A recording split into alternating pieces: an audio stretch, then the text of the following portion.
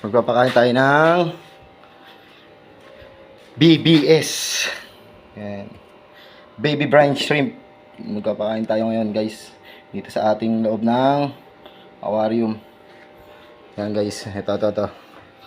Yan. Ayun guys. Idadrops natin yung BBS. Ngayon kakainin nila yan guys. Yan, para kita. Ayan. Yan guys. Idadrops natin yung BBS. And then kakainin nila yan guys. Ayan. Yan pa.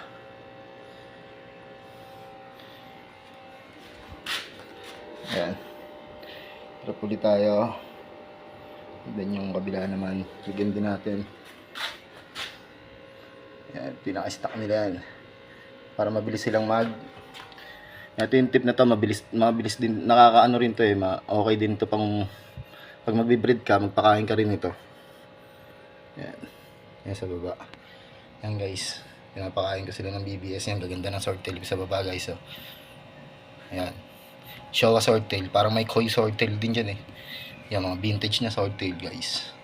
Yan. And then papakain natin siya ng BBS. Yan guys. Yan guys. Ayun guys, meron niyang angelfish. Yun, inubos ko isang drop para madami silang makain. Yung merienda nila yan guys, pinaka-snack. Okay guys, thanks for watching. Sa mga gusto magpakain ng BBS, ganun lang kasimple.